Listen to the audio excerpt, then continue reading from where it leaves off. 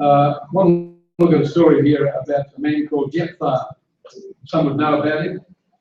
Not the first time I've looked at the story, but I don't think we've looked at it for quite some time. And it's a time in the nation of Israel's history where once again they've been overthrown or being attacked by neighbouring peoples.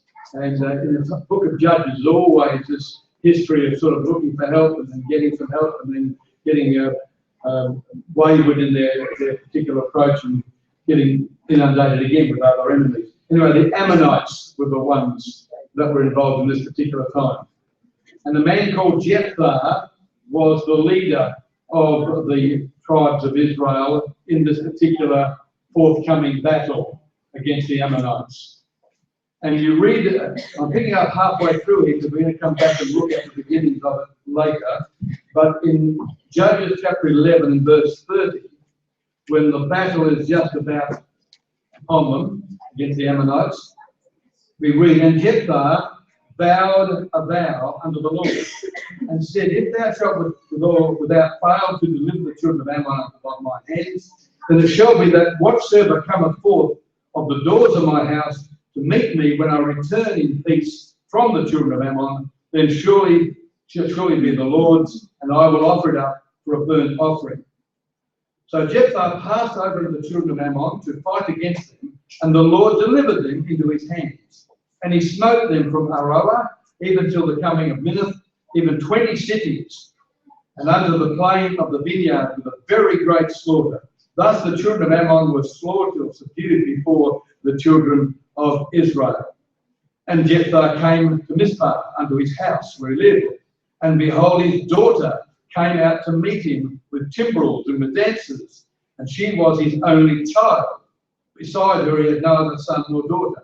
I guess that's obvious if you're going to get one child. Anyway, we're just emphasising that. There's good reason to emphasise it. And it came to pass, when he saw her, that he rent his clothes and said, alas, my daughter, thou hast brought me very low, and thou art one of them that trouble me. For I have opened my mouth unto the Lord, and I cannot go back. And she said unto him, my father, if thou hast opened thy mouth, or actually the word is not in the Hebrew, if thou hast opened thy mouth unto the Lord, do to me according to that which thou hast proceeded out of thy mouth. For as much as the Lord has taken vengeance for thee of thine enemies, even of the children of Ammon. And she said unto her father, let this thing be done for me. Let me alone 2 months, that I may go up and down upon the mountains and bewail my virginity, I and my fellows. And he said, go. And he sent her away for 2 months, and she went with her companions and bewailed her virginity upon the mountains. And it came to pass at the end of 2 months that she returned unto her father, who did with her according to his vow, which he had vowed, and she knew no man. Now, that's a fascinating story, and it's intrigued people down through the ages, ever since it was written, no doubt, because people don't quite know what happened. Did this man go back to his house and take his daughter and kill her as a burnt offering to the Lord? Was that his vow, and is that what he did? Or did he organise the priests to kill his daughter on the altar? Now, there are many, many people who read their Bibles who believe that is the case. They believe that there was a human sacrifice taking place here because this man made this vow. Of course, they would argue that the vow was very rash, and they were considered that this man is obviously very impetuous. Maybe he was desperate to get a victory, desperate to prove himself, or desperate to prove how good he was or whatever. And so people present a whole range of reasons why this particular situation did literally take place. Other people have taken it even a step further and suggested that maybe Jephthah was a type of God, and that his daughter was a type of Jesus Christ, and to get the victory over sin and death, we have to have Jesus Christ sacrificed. Now, we're going a long way down the path if we're going to suggest that. Now, I think I put my cards on the table already. I don't believe there's any human sacrifice involved in this whatsoever.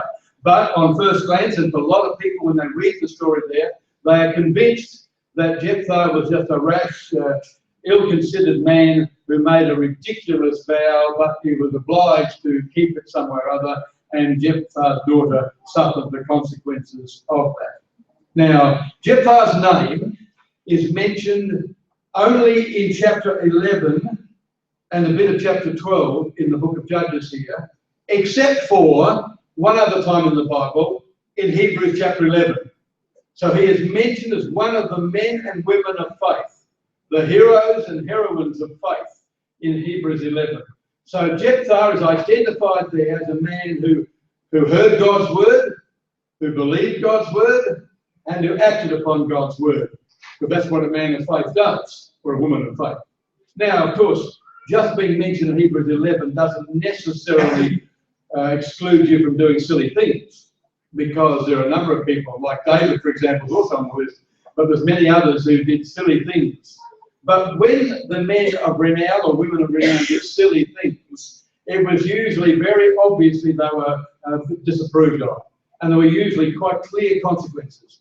David had serious consequences to his adultery and arranging for Uriah the Hittite to be, that's the wife of the person he's been adultery with, to be on the forefront of the battle and killed. So David, even though he's obviously one of the heroes of the Old Testament, he still did some pretty ordinary things, but there were consequences. There are no indications here in this writing to do with Judges 11 or Judges 12 here, where Jephthah is introduced to us, and that's all we hear of him, or in Hebrews 11 of any disapproval, and there's nothing indicated whatsoever. Now, you would think there would be. Let's go back to Judges chapter 10 and just see if we can get a little bit of history leading up to this battle and this vow that he made. He did make a vow, no doubt about that. But is it right to assume that the vow meant the death of his one and only child, his daughter, who remains nameless to this day? Leading up to Judges 10, it's talking about how the people of Israel were always in strife and always being oppressed and always having difficulties. The Philistines were there and many others. Now it's the Ammonites' turn. And you read in verse 17 of Judges chapter 10. Then the children of Ammon were gathered together and encamped in Gilead, and the children of Israel assembled themselves together and encamped in Mizpah, which ultimately is where we know that this man lived. And the people of the princes of Gilead said one to another, "What man is he that will begin to fight against the children of Ammon? He shall be head over all the inhabitants of Gilead." So Gilead was sort of a territory, and there were various cities and towns and so on, and the people of Israel were sort of starting to sort of want to gather together, see if they could fight the Ammonites. But they didn't have anybody really, any champions there available. So they're contemplating in chapter 10, well, who can we get to be our captain to go and fight for us? They weren't all that involved in fighting many times because they were sort of overrun by the enemy so many times. Anyway, they decided to fight back on this occasion, and they wanted someone to be their leader, their general. Chapter 11. Now Jephthah, the Gileadite, was a mighty man of valor. So we're getting a little insight here now about where did this man Jephthah come from? Why is he on the scene? Why was there a battle that he was involved in? And why did he make this vow? Now Jephthah, the Gileadite, was a mighty man of valor. And he was the son of Harlot. And Gilead begat Jephthah. And Gilead's wife bare him sons, and his wife's sons grew up, and they thrust Jephthah out, and said unto him, "Thou shalt not inherit our father's house, for thou art the son of a strange woman." So this is not an amazing background for this particular man. It's not all that good, is it? First of all, he finds out, he knows that he's not really a legitimate child of this family. His father obviously marries this woman and has many children. They don't like him being around, so they kick him out. Now, he'd have every right to sort of feel, well, I'm not going to help anybody. I'm not very happy about this at all. He could be quite hostile and bitter and go away feeling pretty sorry for himself. As it turns out, he's got a reputation. Somehow, being thrust out, and maybe before he went out and after he went out, this reputation was established that he was a mighty man of valor. He obviously looked to the Lord on a number of occasions because it's mentioned here about him doing such a thing. So we read, then Jephthah fled in verse 3 from his brethren and dwelt in the land of Tob. And there were gathered vain men to Jephthah and went with him. So somehow or other, there were some other people that went out with him. The Amplified, another translation says, various adventurers gathered around him and followed him. So he had some leadership capacity. There was something about him. A bit of charisma, a bit of mighty man of valor, obviously courageous and brave, a man that did look to God, as we'll see. It wasn't his fault that he was born in these circumstances. It wasn't his fault that he was thrust out. He didn't do anything wrong. He just happened to be born of a harlot, and they weren't happy about that, so they didn't want to share their inheritance with such a person, as far as they were concerned. So this was his circumstance. Now, we don't know exactly when all this happened, but in the process of time, we read in verse 4, so time has elapsed, that the children of Ammon made war against Israel. Now, in the middle of all of this, it seems like that maybe this man got married and had a child or something. Anyway, the war's on them now. Now they're looking, where are we going to find a captain? Ah, Jephthah. Remember him? He used to be part of this family, but he's gone off now. So we'll go and fetch him. So he had a reputation, a good one, obviously. And it was so, in verse 5, that when the children of Ammon made war against Israel, the elders of Gilead went to fetch Jephthah out of the land of Tob. And they said unto Jephthah, come and be our captain, that we may fight with the children of Ammon. Now, there would have been a number of facets that are involved with this. You're not going to make any Tom, Dick and Harry your captain, of course, because you're only going to fight. So this was a man who obviously had some skill in this department. This was a man who had some leadership capacity. This was a man that they knew obviously had some connection with God. And there were some good qualities there that hopefully he could rally the troops. He could get the Israel nation fired up and they could defend themselves. That was the theory behind all this. And Jephthah said unto the elders of Gilead in verse 7, did not ye hate me and expel me out of my father's house? And why are you coming to me now when you are in distress? Oh, I said, that's convenient of you. You got rid of me when you didn't want me, but now you want me. You come to get me. Now, he could have said, get lost. But he didn't actually say that. And the elders of Gilead said unto Jephthah, therefore we turn again to thee now, that thou mayest go with us. Now, he may have done some fighting earlier on, and they were well aware of it before they expelled him. I don't know. But they're coming to him again. But they know about him at least, and they know he's got the sort of qualities they want and they need, and they've got to have. So thou mayest go with us and fight against the children of Ammon, and be our head over all the inhabitants of Gilead. And Jephthah said unto the elders of Gilead, if you bring me home again to fight against the children of Ammon, and the Lord deliver them before me, shall I be your head? In other words, is this going to continue on? Are you going to expel me again? Are you going to oppose me again? Are you going to just use me up to fight the Ammonites, and then when that's all done, we'll get lost goodbye, Jephthah? So am I going to be your head? Am I going to remain your captain? Am I going to be the judge over Israel if this works out? If the Lord delivers the situation, are you going to make me ongoing head? And the elders of Gilead said unto Jephthah, the Lord be witness between us, if we do not so according to thy words. Then Jephthah went with the elders of Gilead, and the people made him head and captain over them. Now, what happens is, you would think that he's a mighty man of valor. He's itching for war. Let's go and attack the Ammonites. No questions asked here. Let's rally the troops. I've got them all fired up. Let's go and we're going to war. Now, this man was not rash, nor impetuous, nor desperate for a fight. He wasn't hanging out to demonstrate his power. He actually reasoned with the Ammonites. Is this a good thing that you're doing? We don't really want to fight you. And there's really no need to fight. Why are you doing this? And so you can read it, if you continue on a bit from the verse 11. And Jephthah, halfway down, and Jephthah uttered all his words before the Lord in Mizpah. So here he is in Mizpah, and that's where his home is. And that's now he's talking to the Lord, and he's consulting the Lord. Now, remember, I'm saying all of this because some people have suggested that afterwards this man sacrificed his daughter as a burnt offering.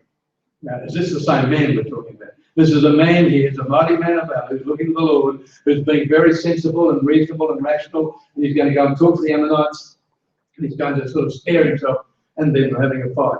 And he's talking about this to the Lord. And Jephthah sent messengers unto the king of the children of Ammon, saying, what hast thou to do with me, that thou art come against me to fight in my land? He's taking control, you notice now. He's now the judge, and it's his land now, and he's in charge. And he's negotiating. He's negotiating a settlement. And the king of the children of Ammon, in verse 13, said, answered unto the messengers of Jephthah, because Israel took away my land when they came up out of Egypt, from Arnon even unto Jabbok, under Jordan. Now therefore restore those lands again peaceably. So the message was, well, you took these lands, And we want them back. That's why we're going to fight you, because we're going to have these lands. We're not going to give the lands back to us, we're going to fight you. Now, these are the lands that have been occupied for quite some time. So as you go through this, I'm not going to do it today, you'll see that this man was very familiar with the history of Israel. He'd obviously read the Old Testament books. He knew what was going on here, and he knew how it all came about. So he was very familiar with the law, very familiar with the history of the nation of Israel. Go down for the sake of time to verse 26. And he says, part of his reasoning, while Israel dwelt in Heshbon and her towns in Aroah, and her towns and all the cities that are along the coast of Arnon, 300 years. Why therefore did you not recover them within that time? That's a reasonable question. Why are you coming at me now? 300 years have elapsed and you have never looked at your territory. Now I'm in charge and you decide you're going to do it. That's how it works. That doesn't make any sense, he's saying. So it's a pretty reasonable statement. How about we continue on living peaceably as we've done and stop all this nonsense? Howbeit, in verse 27, wherefore I have not sinned against thee, but thou doest me wrong to war against me. The Lord, the judge, be judged this day between the children of Israel and the children of Ammon. Again, a reference to the Lord. There's several references to God by this man. Howbeit, after all this reasonable stuff, let God be the judge and so on. Howbeit, the king of the children of Ammon hearkened not unto the words of Jephthah, which he sent him. So he wants war. And then we read in verse 29, then the Spirit of the Lord came upon Jephthah. So not only was this the choice of the people, and not only was Jephthah very acceptable to them, this was a time when God could have said, well, this man's going to make some stupid, they are coming up soon, I better intervene here, I'm not going to put my spirit upon him. But he didn't. He put his spirit upon him. He didn't intervene at this time. And so the Lord reinforced the fact that Jephthah was going to be the judge of Israel at this particular time by anointing him with the Spirit. Now, for the sake of those who might be new amongst us, this is not, he didn't get saved here by the Holy Spirit speaking tongues. This is the Spirit that's moving, as the Spirit always moved in the Old Testament. From verse 2 of Genesis chapter 1, when the Spirit moved upon the face of the waters, the Spirit's always been moving. In this case, it's moving upon Jephthah to help him to deal with the battles and make some wise decisions or do the things that are appropriate and necessary to lead the nation of Israel. So that's what happened. He knew the history. He was under the influence of the Spirit. He talked to the Lord. He was a man of faith. His words were obviously based on what the Bible had said. We're going to come back to this chapter. Follow on, but we're not going far back anyway. Just go back to Deuteronomy chapter 12. Now, this man was well versed in all of the history of the nation of Israel. If you read Judges 11, you'll see he mentions a number of people, various circumstances that took place, and how eventually the Ammonites were subdued and so on. So he knew all of that. Therefore, he was up to date with the stuff of the Old Testament. And if you go to Deuteronomy 12 and verse 29, this is the Lord giving instructions which Jephthah would have known about. Thou shalt not do so unto the Lord thy God for every abomination. Perhaps I should read. No, go back to verse 29. Verse 29 says, when the Lord thy God shall cut off the nations from before thee, whither thou goest to possess them, just like Jephthah was talking about in Judges 11, and thou succeedest them and dwellest in their land, just as Jephthah had been saying, take heed to thyself, God said, that thou shalt not be snared by following them, after that they be destroyed from before thee. That thou inquire not after their gods, saying, how do these nations serve their gods? Even so will I do likewise. Don't look to them. You look to me, I've given you the victory. Don't look to them. Don't get snared, don't get caught up, don't get deceived, don't be distracted. Thou shalt not do so unto the Lord thy God. For every abomination of the Lord which he hates, have they done unto their gods. For even their sons and their daughters they have burnt in the fire to their gods. So Jephthah would have known that to burn your son or daughter was what the heathen did to their gods, and it was an abomination. So Jephthah is not going to make a vow which involves the killing of his daughter as a burnt offering. It would be an abomination, obviously, and it's clearly identified there. Verse 32, what things soever I command you, observe to do it, Thou shalt not add thereto nor diminish from it. So it would be totally unthinkable. Go back to Judges 11, if you would. It would be there's many other scriptures like that, by the way. It would be totally unthinkable that Jephthah, a man of God who appears in Hebrews 11, would decide in such a rash, ill-considered manner that somehow or other would be acceptable to God, and God would approve of and be well pleased with him sacrificing his daughter on a burnt offering, as a burnt offering. Obviously crazy, it's an abomination. And it would equally be just as unthinkable that God somehow would have condoned it by giving the victory under such an oath. That he wouldn't intervene somewhere between all of that. God hardly would do a deal like that with the man that's going to now commit an absolute abomination as far as God is concerned. And surely God's integrity would be at stake. God has identified Jephthah in the New Testament as a believer, as a faithful man, as a man who heard his word and responded to it. Which bits of his word did he hear? We don't know. How he responded, we don't know. We don't know that particular story. But we know that through this story, somehow or other, Jephthah got into the New Testament. Now, maybe there's some other things are not recorded that got in there. But that's all we know about Jephthah. It's Judges 11, basically, and a bit of Judges 12 when he had to deal with some of the Israelites as well who turned against him. And he did it well again. So there's no scriptural precedence for such a thing. Now, some people who want to defend the cause and say, look, he did do the sacrifice, mention Abraham and Isaac. There you go, Isaac was going to be sacrificed. Well, he was never sacrificed. And it was God's idea, not Abraham's. And God had no intention of having Isaac sacrificed. The only sacrifice that's accepted is Jesus Christ, of course. And all the other stuff is not real as far as God is concerned. If there might be types and illustrations going on out there, of course, with animals and so on. So there's no precedence. Now, you might remember the story in Judges 11, how there were 2 months gap where she went off for 2 months.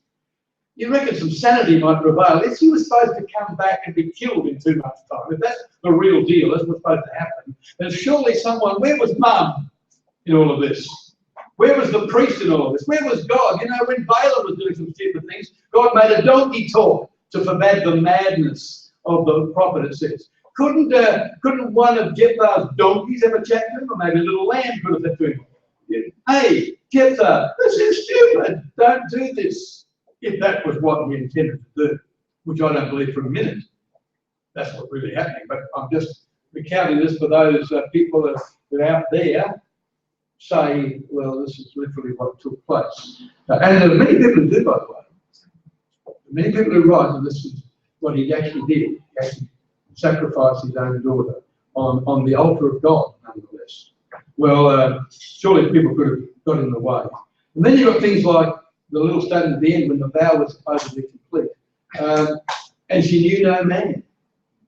You think that's, I mean, if she'd just been burnt on the burnt offering, I don't think knowing a man is the real issue. He's not going to know her next morning's breakfast either. There's nothing, the life's finished. So it's not only not going to marry, she's not going to be even partaking in anything after that. If she was dead, she's dead. Why did we single out she knew no man? What's the significance of all of that? Is that part of the vow, or what does that mean? Well, we need to find out what does it really mean. Let's go to Judges chapter 11 again. He's made the vow in verse 30. Now in verse 31, let's analyse the vow a little bit more clearly.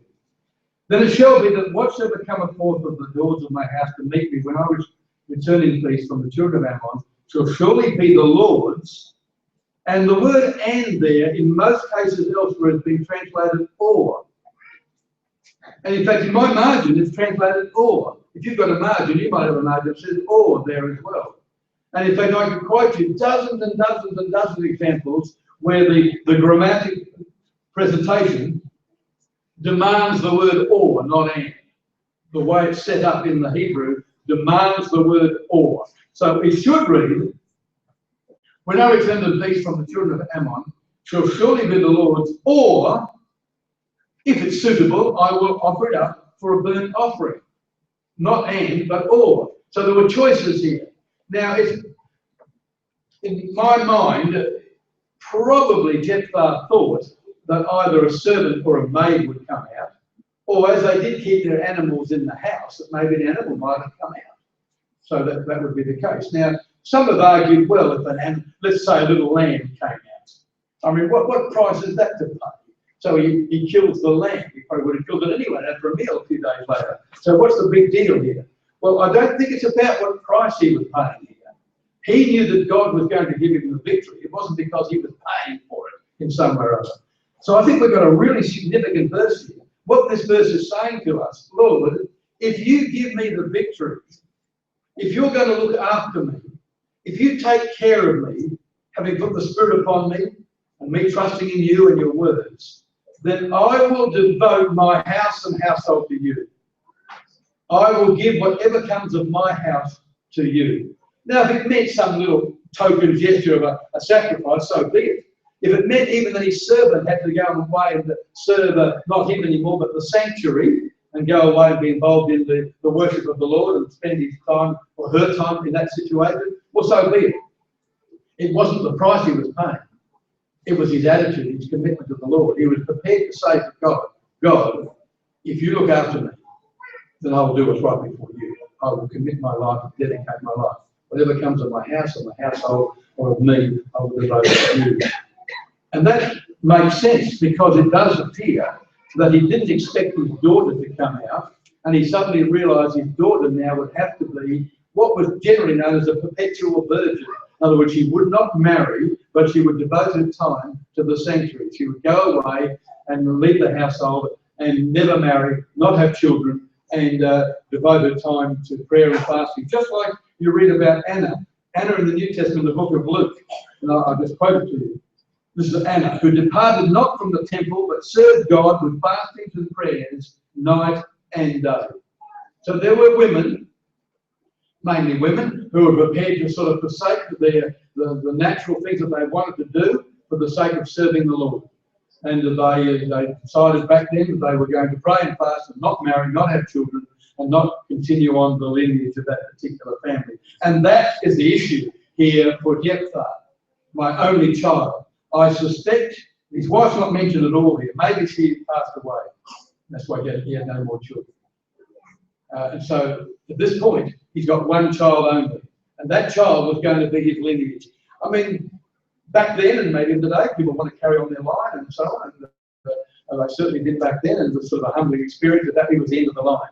And no doubt that's the reason why Jephthah's daughter was distressed, because the normal thing was large number of women, they want to be married, they want to have children, and they want to be mothers. And some are disappointed they can't be, and so on. Well, she recognised, well, I'm not going to be a mother. This vow has committed me to serving in the sanctuary to the Lord, which means I can't be married, and I won't have children. And of course, and that's why he's troubled you. You do trouble me, because it means my austerity is finished, my heritage line is finished now. Now, there's a little bit of a thought, a little hint here, I'm just suggesting to you, that this vow would have been probably known. It wasn't just necessarily a secret thing behind closed doors. It could have been known. If the vow was known, it could have been known to his daughter.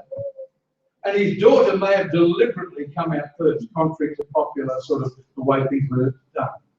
Because he said there, thou art one of them that trouble me. Why would he say that if it was just one of those accidental things that she had to come out and be glad to see her dad? It wasn't the normal sort of usual process. It is possible that she recognised this is the vow, and I want to fulfil this vow on behalf of my father. He still was troubling her, of course, because she still recognised, well, I've got to go and sort this out, and that's why she took 2 months off. Not 2 months. I mean, if you read that, you go down to verse 37. And she said unto her father, let this thing be done for me. Let me alone 2 months, I may go up and down on the mountains and bewail my virginity. I think I'd be going up and down and bewailing my death in 2 months' time, if that was going to happen. No, what she was recognising was that she was going to sacrifice her life to the Lord, not literally a body burned on an altar, but to sacrifice her life. So her life was going to change now. She was no longer going to be like all the other women probably around the place. She was prepared. What an attitude, by the way, prepared to do this. It's possible she could have said to her father, I'm not going to do this. That was a silly vow you made, Dad. I'm not going to do this. But she, either of her own choice or willingly followed her father's choice. And so she wasn't bewailing the fact she was going to die. She was bewailing the fact that she was going to die a virgin ultimately, whenever that was, how many years down the track was going to be. And so she went with her companions and maybe to contemplate, and maybe have prayer with them, and work out her devotion, and tell her friends what's happening and what she's going to do, and so on. One translation made that clear. It said she went weeping because she would never marry. Well, that'd be irrelevant, wouldn't it? If you're going to be killed in 10 months' time, you're not going to get being married over the issue. And the same thing applies a bit later on in verse 38. And he said, go, and he sent her away for 2 months, and she went with her companions and bewailed the virginity upon the mountains with them, never to be a mother, never to have the posterity, even for her father's sake, for the father's line to finish. No continuation. Quite a calamity back then, no doubt. And it came to pass at the end of 2 months that she returned unto her father, who did with her according to his vow which he had vowed. What, killed her? No. No. He then prepared her to go to the sanctuary and to be involved in all that was required to do that. And that's why it says, and she knew no man, because that was a commitment. That was a commitment, not to marry. That's why it's said here. It wasn't a commitment to die, it was a commitment not to marry, and not to marry so that she could serve the Lord and be involved in the Lord. Quite a commitment, no doubt, quite dedicated. She did what she said she would do and what her father, I believe, indicated. Because the words were in chapter 11 and verse 31, and what comes out of the door surely shall be the Lord's. So Jephthah's daughter became the Lord's, not his anymore. It was now a daughter of the living God, as it were, a perpetual virgin for the Lord. And you read on in verse 39, and it was a custom in Israel that the daughters of Israel went yearly to lament the daughter of Jephthah, the Gileadite, 4 days in a year. Now that sounds, again, for those people who want to sort of have her dead and buried, this might be sort of like a memorial service 4 times a year or something or other. Except that the word lament is a bad translation. And it's only ever used, this Hebrew word, once other time in the Bible, and it's used in Judges, which is interesting. Go back to Judges chapter 5. A bit of a Bible study today, I understand that, but it's okay. Judges chapter 5. It doesn't matter about the context of Judges 5, but verse 11. They that are delivered from the noise of archers in the place of drawing water, there shall they rehearse the righteous acts of the Lord, even the righteous acts towards the inhabitants of his villages. Now the word rehearse there is the exact same Hebrew word as lament in verse 40 of chapter 11. Go back to chapter 11 again. Even if you put the word rehearse in there, it'd be better. That the daughters of Israel went yearly to rehearse, or to talk over, or to talk about what Jephthah's daughter did. Not go and sort of put flowers on a grave somewhere or other, but to go back and talk to her. Remember, she was separated from her family now, that's part of the deal. And so the members would go back to see her 4 times a year and spend some time with her and chat about things, no doubt, and talk about the fact that she was there doing this. The Young's Concordance says this particular word comes from the Hebrew to give forth praise, to attribute and ascribe praise. So she was being held forth as an example of a very dedicated woman to the things of the Lord, who was prepared to sacrifice normal daily life and the normal daily affairs of life and prepared to devote her life.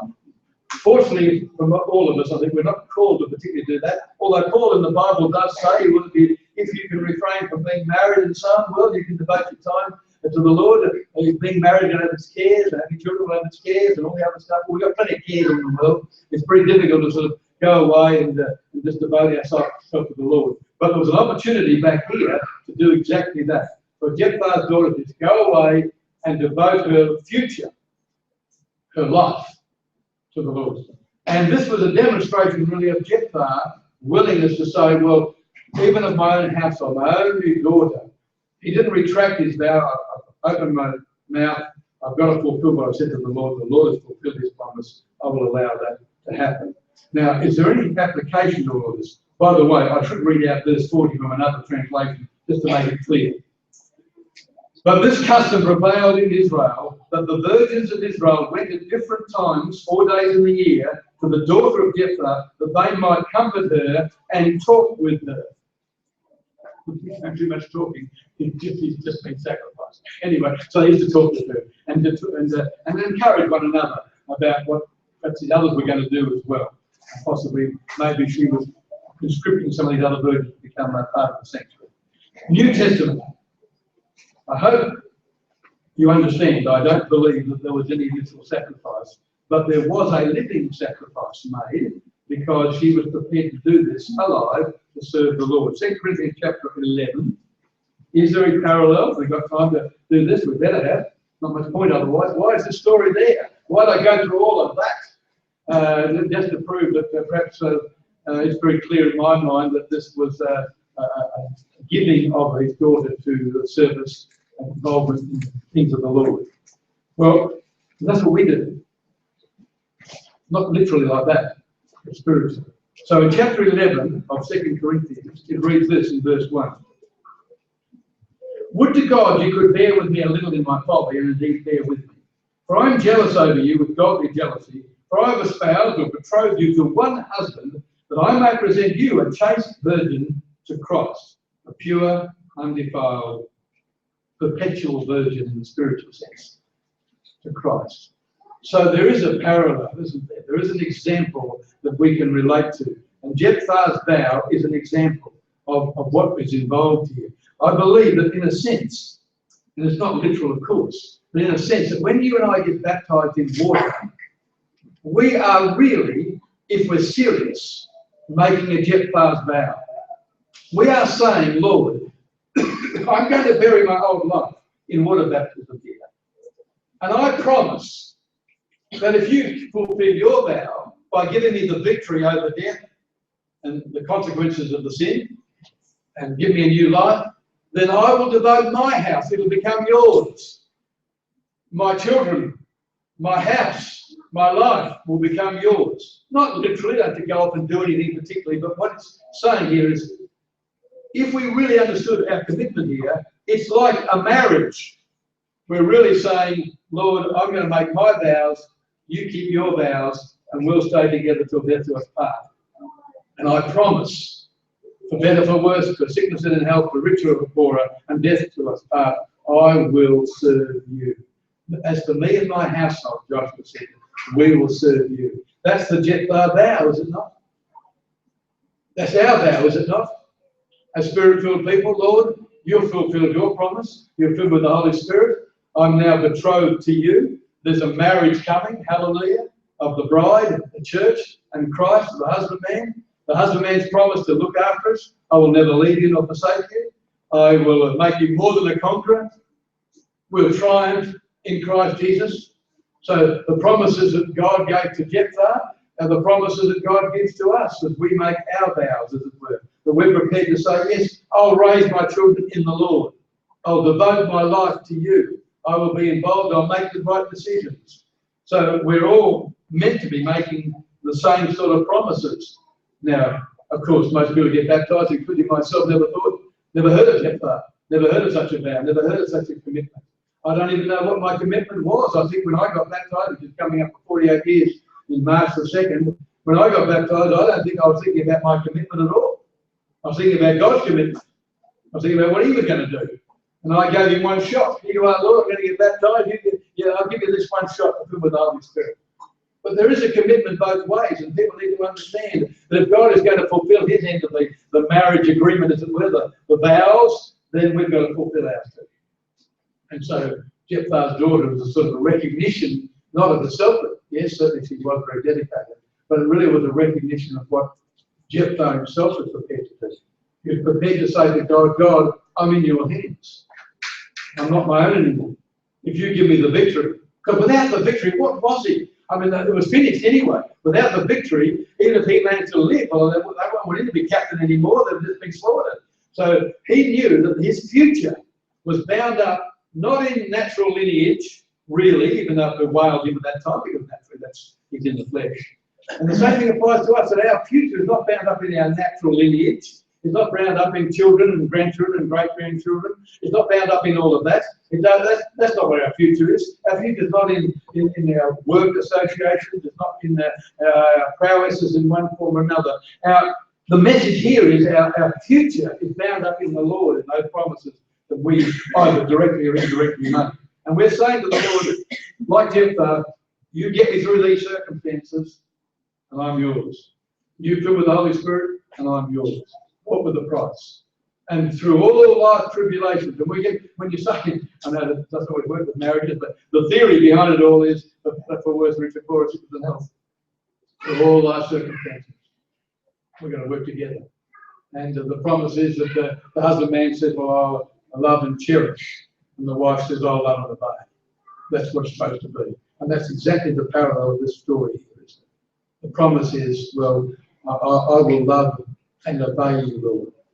And God says to Jephthah, well, I will love you and cherish you and bring you through, even anointing you of the Holy Spirit at the same time.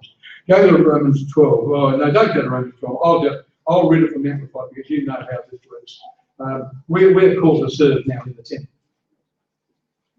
Not literally, of course, go to some mountain place and bewailing our circumstances.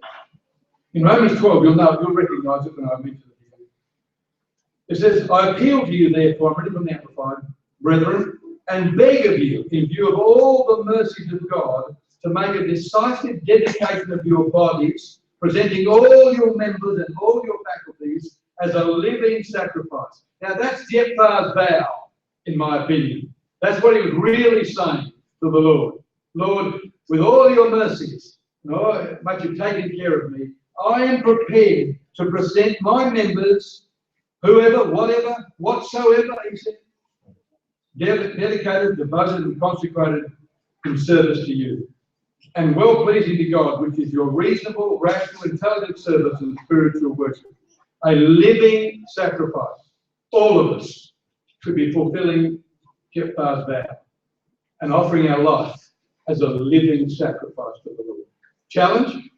Yes, certainly. Need a couple of months to think about it? Well, I don't. But we need to recognise that there's a commitment involved. So it goes on to say in verse 2 of Romans chapter 12, do not be conformed to this world, this age. Don't be fashioned after and adapted to an external, superficial customs. But be transformed, changed by the entire renewal of your mind, by its new ideals and its new attitude, so that you may prove for yourselves what is the good and acceptable and perfect will of God, even the thing which is good and acceptable and perfect in his sight for you. So we need to think about that for sure. We don't need to go away for 2 months. We should contemplate that on a regular basis about what is well-pleasing, what does God expect of us, how are we supposed to conduct ourselves, what does God demand and require of us. And that was Jephthah's vow. And we recognise, as he recognised, and they recognised back then, that their future was not going to be caught up with the natural elements of this world, the natural flesh. There was no posterity, no future in any of that. And hopefully people will want to talk to us.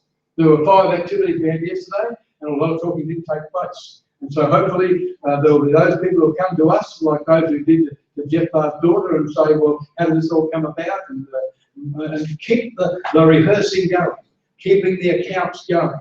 And so you can give your testimony. You can tell why are you like you are. Why do you devote Sunday afternoons to coming to meetings? Why do you come Wednesday? Why are you involved in prayer and fast? Why are you involved in Saturday activities? Why is your life different? Why don't you rage like the rest of us? Why don't you go here? Why don't you wear that? Why don't you do this?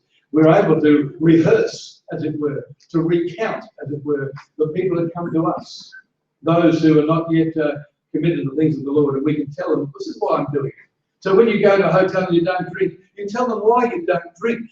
You don't say, I don't drink. Lots of people don't drink. We rehearse to people why we are what we are. We tell them, we have every opportunity to tell people, this is my life, and I'm happy to be in this life.